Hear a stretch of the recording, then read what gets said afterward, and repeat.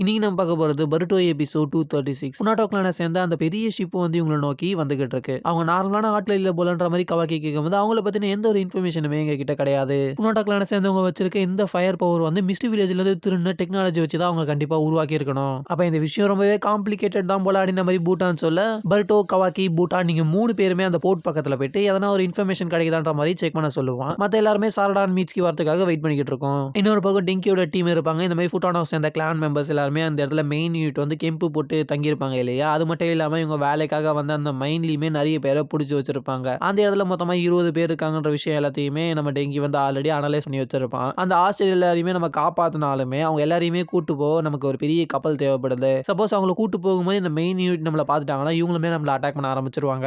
டைரக்டா போயிட்டு அவங்க கூட சண்டை போட்டா அது வேலைக்கே ஆகாது இல்லையா. சோ ஆஸ்திரேலியா எல்லாம் காப்பாத்துறதுக்கு எதனா ஒரு விஷயம் யோசிக்கணும். நமக்கு அது முதல்ல பெரிய போட்டு தேவைப்படுது. ஹார்பர் கிட்ட அந்த அளவுக்கு செக்யூரிட்டி இல்ல. சோ அந்த இடத்துக்கு போயிட்டு நம்ம ஒரு போட்டை முதல்ல கைப்பற்றணும். இது விஷயத்துக்கு எங்களோட டீம் வந்து கரெக்டா இருக்கும். அப்புறம் என்ன, டெங்கியோட டீம் ஹார்பருக்கு போயிட்டு அந்த இடத்துல போட்டை ரெடி பண்ற வேலையை தான் அவங்க பார்க்கணும். இன்னொரு பக்கம் நம்ம சார்டான் மீட்ஸ்கி வந்து அந்த ஆஸ்டேஜ் எல்லாரையுமே காப்பாற்றணும். அப்ராக்சிமேட்டா 20 ஆஸ்டேஜ் அந்த இடத்துல இருக்காங்க. அவங்க எல்லாரையுமே காப்பாத்தி யார் கண்ணிலுமே படாம அந்த போட்டு கிட்ட வரைக்கும் கூட்டிட்டு போகணும். சப்போஸ் அந்த மெயின் யூனிட்டை சேர்ந்து அவங்க எல்லாருமே உங்களை பார்த்துட்டாங்கன்னா அது தேவையில்லாத ஒரு சண்டையை தான் உருவாக்கும். இந்த பைரேட்ஸ் ஐலாண்ட்ல இருக்க மக்களையே ஆஸ்டேஜா வேலை செய்ய வைக்கிறாங்க. அதுக்கப்புறம் பருட்டோ, கவாக்கி, பூட்டான் 3 பேருமே லைஃப் சேவர் போட்டை எடுத்துட்டு அந்த பைரேட்ஸோட பெரிய போட்டு பக்கத்துல போய்கிட்டு இருக்காங்க. எனக்கு மேல நம்பிக்கையே கிடையாது. ஆனா இந்த மிஷனை நல்லா பண்ணி ஆகணும். அதனால மட்டும் தான் நீ என் கூட வந்துகிட்டு இருக்க. அதனால நான் சொல்றதை மட்டும் ஃபாலோ பண்ணுற மாதிரி பர்ட்டோ சொல்லிட்டு வரும்போது, எதுக்காக நீ இப்போ வந்து கேப்டன் மாதிரி பண்ணிக்கிட்டு இருக்க? நீ சொல்றதுலாம் என்னால கேட்க முடியாது. காகரா கேட்டதுனால தான் நான் இந்த இடத்துக்கு வந்திருக்கேன்ற மாதிரி பூட்டான பக்கம் சொல்லிக்கிட்டு இருப்பா. இப்படி 2 பேருமே மாத்தி மாத்தி அவங்க சொன்ன விஷயத்தை ஒத்துக்கவே மாட்டாங்க. கடுப்பேத்துற மாதிரி தான் பேசிக்கிட்டு வருவாங்க. கொஞ்சம் அமைதியா வரீங்களான்ற மாதிரி கவாக்கிக்கு ஒரு பக்கம் போட்ல வந்து சுத்தமா வேலைக்கே ஆகல. பக்கத்துல ரொம்ப க்ளோஸாலாம் போக முடியல. பிகாஸ் அந்த இடத்துல ஏர் பிரஷர் அதிகமா இருக்கிறதுனால அதை பயங்கரமா அடிக்குது. இந்த விஷயத்தை நான் பாத்துக்கிறேன், கவாக்கி என்ன தூக்கி போடுன்ற மாதிரி பர்ட்டோ சொல்லிட்டு அவன் ஹேர் பாம் அந்த இடத்துல யூஸ் பண்ணி ஃபைனலா அது உள்ள போய் சேர்ந்துட்டு அவன் கயிறை போட்டு அவங்களையுமே உள்ள வர வைக்கிறான். டெங்கியோட டீம் அந்த இடத்துல உட்காந்துக்கிட்டு பிளான் போட்டுக்கிட்டு இருப்பாங்க என்ன பண்ணலாம் அப்படின்ற மாதிரி. ஈவாபே நீ தானே ஃபிளாஷியான மிஷின்லாம் வேணும்னு சொன்னேன். நம்ம நார்மலான ஒரு பப்பட் கொடுக்குற மிஷினா வந்தோம். இப்போ ஒரு எக்ஸ்ட்ராங் மிஷினாவே மாறிடுச்சு.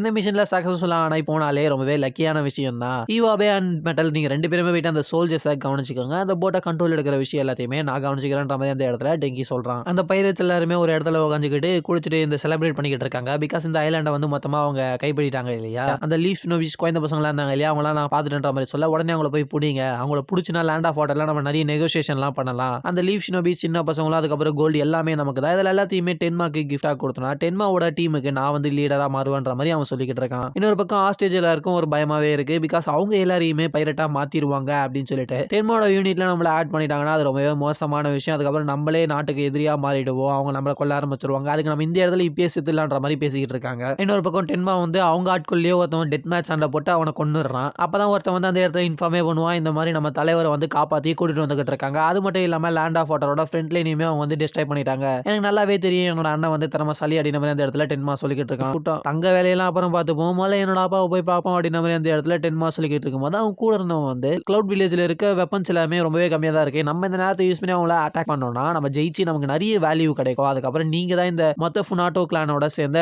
ஃபுனாட்டோ கிளானோட சக்சஸரா மாறிடுவீங்கன்ற மாதிரி சொல்லிக்கிட்டு வருவான். டென்மாக்கு அந்த இடத்துல பயங்கர காண்டாயிரும். பிகாஸ் அவனோட அப்பா அண்ணன் சொல்லிட்டு 2 பேர் இருப்பாங்க. அவங்களெல்லாம் தாண்டி இவன் ஏன் சக்சஸ் ஆகணுன்ற மாதிரி அவன் பேச ஆரம்பிச்சது அவனுக்கு பிடிக்காது. ஸோ உடனே அவனை அட்டாக் பண்ணிடுவான். இல்ல தலைவரே, நீங்க தான் ரொம்ப பலசாலி, இந்த விஷயம் உங்களுக்கு நல்லா சூட் ஆகுன்ற மாதிரி அவன் சொன்னாலுமே அந்த இடத்துல டென்மா என்ன சொல்லுவாங்கன்னா அவன் அப்பாக்கு வந்து எப்பயுமே அவன் லாயலா இருப்பானாமா. டென்மாவை தூரத்துல இருந்து நம்ம பர்ட்டோ வந்து கவனிச்சுக்கிட்டு இருக்கான். பூட்டான் வந்து அவன் தான் டென்மா. அராமிக்கு அப்புறம் இவன் தான் ரொம்பவே வைலண்டான ஆளு. இவனை கண்ட்ரோலே பண்ண முடியாது. 5 வருஷத்துக்கு முன்னாடி பைரேட்ஸ் எல்லாம் பிடிக்க நடந்த ஆபரேஷன்ல இவன் ஏகப்பட்ட மிஸ்டி ஷினோபிஸை கொண்டு இருக்கான். கேட்கவே கொஞ்சம் கொடூரமா தான் இருக்கானுங்க. இவனுக்கு தான் ஃபுனாட்டோ கிளான்ற மாதிரி தான் இவங்க 2 பேருமே யோசிக்கிறார். இன்னொரு பக்கம் ஒரு பைரேட் வந்து ஒரு ஆஸ்டேஜை கூட்டு வரான். அந்த ஆஸ்டேஜுக்கு வந்து லீஃப் ஷினோபிஸை பத்தி கொஞ்சம் தெரியுமாமா. நான் சொன்னா என்ன விடுவீங்களான்ற மாதிரி அவன் கேட்கறான். நீங்க என்ன போக விடுவீங்க அப்படின்னு நம்பி நான் இந்த விஷயத்த சொல்றேன். இந்த ஐலாண்ட்ல இருந்த 3 லீஃப் ஷினோபிஸை தவிர்த்து எக்ஸ்ட்ராவுமே சில பேர் வந்திருக்காங்கன்ற ஒரு விஷயத்த அவன் சொல்றான். அப்ப அவங்கள ரெஸ்கியூ பண்ணதுக்கு சில பேர் வந்திருக்காங்களா, எல்லாரையும் உயிரோட பிடிங்கன்ற மாதிரி அவன் அந்த இடத்துல ஆர்டர் போடுறான். லீஃப் ஷினோபிஸை பிடிக்கிறவங்களுக்கு தங்க கடி கிடைக்கும் அப்படின்ற மாதிரி அந்த பைரேட்ஸ் பேசிக்கிட்டு இருக்கும் போதே மீட்ஸ்கி பாம்பு வச்சு ஒருத்தனை காலி பண்ண சாரடா ஒருத்தனை அடிச்சு காலி பண்ணிட்டு அந்த ஆஸ்டேஜை காப்பாற்றவங்க 2 பேருமே போறாங்க.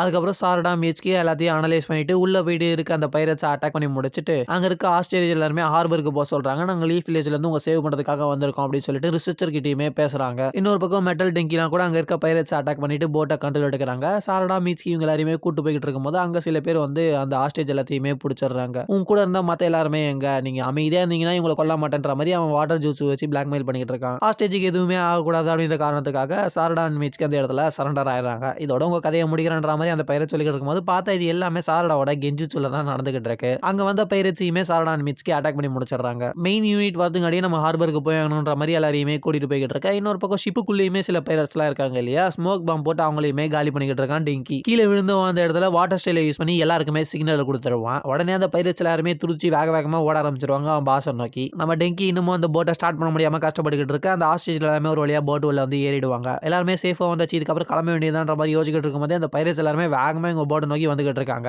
ஆங்கர் எல்லாத்தையுமே எடுத்துட்டு சீக்கிரம் டெங்கி ஸ்டார்ட் பண்ணுற மாதிரி சொல்லிக்கிட்டு இருக்க. டெங்கி அந்த இடத்துல முயற்சி பண்ணிக்கிட்டு இருக்கான். அந்த பைரட்ஸ் எல்லாம் வாட்டர் பிரிட்ஜை யூஸ் பண்ணி போட்ல ஏற ட்ரை பண்ணிக்கிட்டு இருக்க. அந்த இடத்துல சாரடான் மிட்ஸ்கி 2 பேருமே அவங்கள அட்டாக் பண்ணி தள்ளி விட்டுட்டு இது ஸ்டார்ட் ஆகிற மாதிரி தெரியல, வேற ஒன்று ட்ரை பண்ணுவோம் அப்படின்னு சொல்லி எலக்ட்ரிக் அது மேலே யூஸ் பண்ண உடனே அது வந்து ஒர்க் ஆயிரும். ஈவாவே மெட்டல் மீட்ஸ்கின்னு சொல்லிட்டு எல்லாருமே அந்த பைரட்ஸ் கூட சண்டை போட்டுக்கிட்டே இருக்காங்க. ஃபைனலாக நம்ம டெங்கியுமே போட்டை மூவ் பண்ணி அதுக்கப்புறம் நவுத்த ஆரம்பிச்சிடறாங்க. மெட்டல் ஈவாபேலாம் எஸ் ரேங்க் மிஷினையே நம்ம கம்ப்ளீட் பண்ணிட்டோம், ரொம்பவே லக்கியானவங்க தான் நம்மன்ற மாதிரி சந்தோஷப்பட்டுக்கிறாங்க. இவ்வளோ சோல்ஜரை கூட்டிட்டு இவங்க எங்க போய்கிட்டு இருக்கான்ற மாதிரி பருட்டோ யோசிச்சுக்கிட்டு இருக்கும்போது பூட்டான் அதில் ஒருத்தனை கொண்டுடுவா. எதுக்கு நீ இப்போ பண்றன்ற மாதிரி இதெல்லாம் மோசமா தெரியலன்ற மாதிரி கேட்கும்போது இது வந்து ஒரு வார் ஃபீல்டு, இந்த இடத்துல சாகணும் இல்லை யாராச்சும் கொல்லணுன்ற மாதிரி அவ சொல்லுவா. நம்ம இன்வெஸ்டிகேஷன் பண்றதுக்காக தான் இந்த இடத்துக்கு வந்திருக்கோன்ற மாதிரி சொல்லிட்டு இருக்கும்போது கவாக்கி ரொம்பவே வீக்கா இருப்பான். பிகாஸ் அந்த போட்ல டிராவல் பண்ண அந்த காரணத்தினால கீழே விழ போகும்போது பூட்டான் அவனை பிடிச்சி இந்த மாதிரி பண்ணிக்கிட்டு இருக்காத அப்படின்னு சொல்லிட்டு உடனே அவ செஸ்ட்ல கை வச்சு ஒரு ஜூட்ஸுவை யூஸ் பண்ணுவா. பார்த்தா நம்ம கவாக்கிக்கு அந்த இடத்துல பயங்கர பெயினா இருக்கும். அதுக்கப்புறம் இந்த போட் மூலியமா இருக்க சிக்கு வந்து அந்த இடத்துல அவனுக்கு சரியாயிரும். இப்படி ஒரு விஷயம் இருக்குன்னா முன்னாடியே பண்ண மாட்டேன்ற மாதிரி அந்த இடத்துல கேட்கும் போது பரவாயில்ல இந்த பூட்டான் என்ன தான் இப்படி பண்ணிக்கிட்டு இருக்கான்ற மாதிரி நம்ம பருட்டோ கேட்பான். ஆக்சுவலா அவன் இந்த மிஷின்ல வந்து சீரியஸா தான் இருக்கா போல,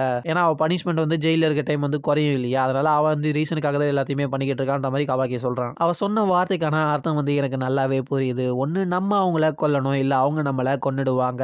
அந்த மாதிரி ஒரு வாழ்க்கையை தான் அவ சின்ன வயசுல இருந்து வாழ்ந்திருக்க, நிறையவே வாய்ப்பு இருக்கு, அதனால தான் அப்படி சொல்லியிருக்கா. உள்ள போய் பார்க்கும்போது அந்த இடத்துல ஒரு பெரிய சயின்டிபிக் நிஞ்சா டூல் இருக்கும், ரொம்பவே தூரத்துல இருந்து அட்டாக் பண்றதுக்காக அதை யூஸ் பண்ணுவாங்க போல. இதுல அட்டாக் பண்ணா யாராலையுமே உயிர் தப்பிச்சு அதுல இருந்து வாழ முடியாது. இன்னொரு பக்கம் காகரா போட்ல வெயிட் பண்ணிக்கிட்டு இருக்கா. நம்ம டெங்கி ஒரு பக்கம் வந்துகிட்டு இருப்பான். இதுக்கு நடுவுல ஒரு பைரட் போட் வந்து காகராவை நோக்கி வந்துகிட்டு இருக்கதோட இந்த எபிசோட முடிக்கிறாங்க. நீங்க நம்ம சேனலை சப்ஸ்கிரைப் பண்ணாம இருந்தீங்கன்னா பண்ணிட்டு பாருங்க. தொடர்ந்து நம்ம சேனல்ல பருட்டோ எபிசோட்ஸ் எல்லாத்தையுமே அப்லோட் பண்ணிக்கிட்டு வந்துகிட்டு இருக்கோம்.